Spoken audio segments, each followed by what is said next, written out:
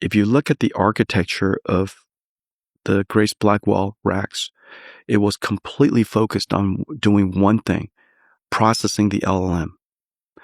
All of a sudden, 1 year later, you're looking at a Vera Rubin rack. It has storage accelerators. It has this incredible new CPU called Vera. It has Vera Rubin and NVLink 72 to run the LLMs. It also has this new additional rack called Grok. And so this entire rack system is completely different than the previous one. And it's got all these new components in it. And the reason for that is because the last one was designed to run MOE large language models, inference, and this one is to run agents. And agents bang on tools. And obviously, the design of the system had to have been done before Claude Code, Codex, OpenClaw. So you were anticipating the future, essentially. Yeah. And that comes from what? From the whispers, from the understanding what all the state of the art is. No, it's easier than that. You just reason about it. First of all, you just reason. No matter what happens, at some point, in order for that large language model to be a digital worker, let's just use that metaphor. Let's say that we want the LLM to be a digital worker. What does it have to do? It has to access ground truth. That's our file system. It has to be able to do research. It doesn't know everything. We don't have, and I don't want to wait until this AI becomes, universally smart about everything, past, present, and future, before I make it useful. And so therefore, I might as well let it go do research. It's obviously, if it wants to help me, it's got to use my tools. A lot of people would say, AI is going to completely destroy software. We don't need software anymore. We don't even need tools anymore. That's ridiculous. Let's use a thought experiment. And you could just sit there, enjoy a glass of whiskey, and think about all these things, and it would become completely obvious. Like if I were to create the most amazing agent that we can imagine in the next 10 years, let's say be a humanoid robot. If that humanoid robot were to be created, is it more likely that the humanoid robot comes into my house and uses the tools that I have to do the work that it needs to do?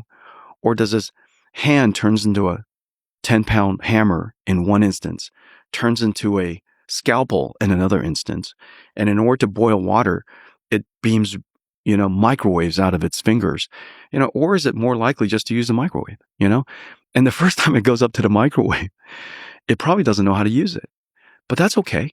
It's connected to the internet. It reads the manual of this microwave, reads it, instantly becomes an expert. Mm-hmm. And so uses it. And so I think I just described, in fact, almost all of the properties of OpenClaw. Mm-hmm. That it's going to use tools, that it's going to access files, it's going to be able to do research. It has I/O subsystem.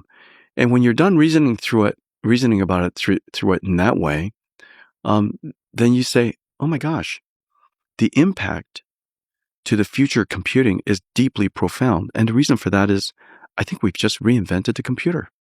And then now you say, okay, when did we reason about that? When did we reason about OpenClaw?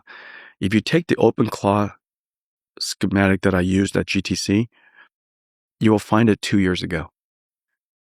Literally 2 years ago at GTC, I was talking about agentic systems that exactly reflect OpenClaw today.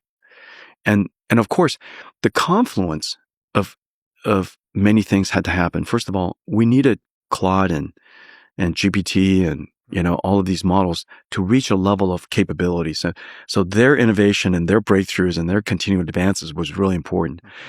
And then, of course, somebody had to create an open source, project that was sufficiently robust, and sufficiently complete, and that we can all put to work. And I think OpenClaw did for agentic systems what ChatGPT did for generative systems, and I just think it's a very big deal. Yeah, it's a really special moment. I'm not exactly sure why it captured so much of the world's attention, but it did, more than Claude Code and Codex and so on.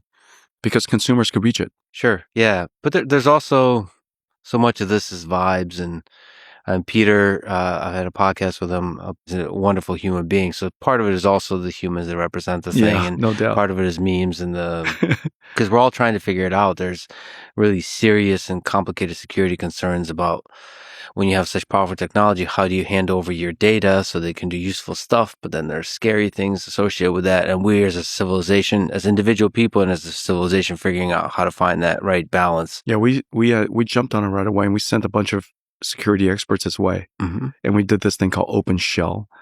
It's already been integrated into OpenClaw. And NVIDIA put forward NemoClaw. Yeah, exactly. The install is super easy. It makes sure that it's secure. We give you 2 out of 3 rights. Agentic systems can access sensitive information, it can execute code, and it can communicate externally. We could keep things safe if we gave you 2 out of those 3 capabilities at any time, but not all 3. And out of those 2 out of 3 capabilities, we also give you access control based on whatever rights that you're given by enterprise. And then we connect it to a policy engine that all these enterprises already have.